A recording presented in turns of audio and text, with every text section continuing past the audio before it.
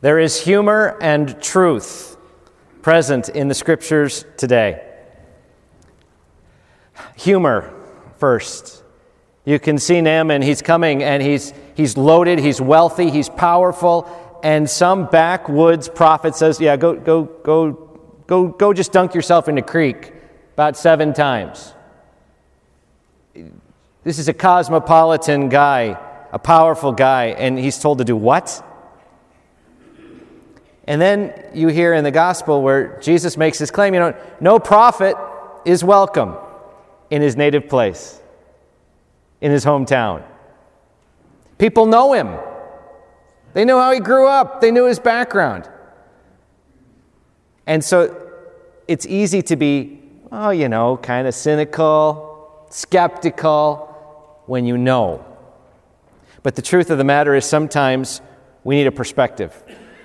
We need to hear something from someone that maybe we don't know. We need to hear a message that comes to us where we're not expecting it. And in that message, we can open our hearts to maybe a truth that we knew all along, to maybe something that we're going to say, yeah, I agree with that. But how hard is it sometimes to listen to the people that are closest to us, who are telling us what we need to do, but we aren't going to listen because we're just stubborn. Maybe there's nobody stubborn here. Part of a mission is to have someone come from the outside in.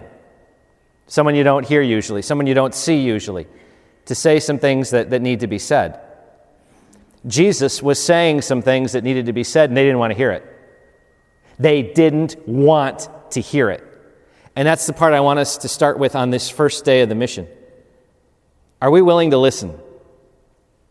Are we willing to listen not only to the people from far away? Mark Twain used to say, any expert is any fool farther than 50 miles away. But how about listening to the people who are closest to us? How about listening to our families, our neighbors, our friends?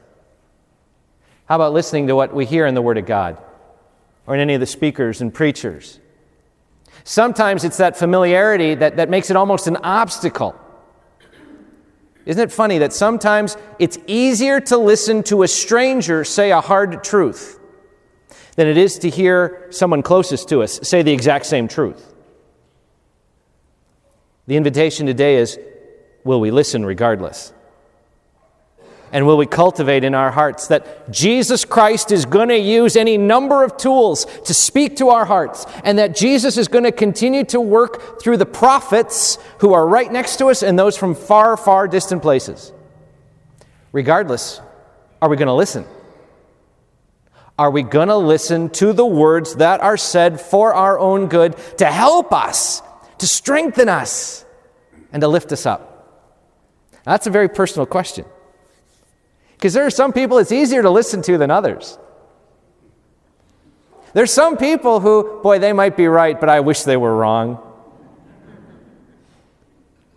Brothers and sisters, the test is this. Do we hear the good news of Christ in the messages given to us?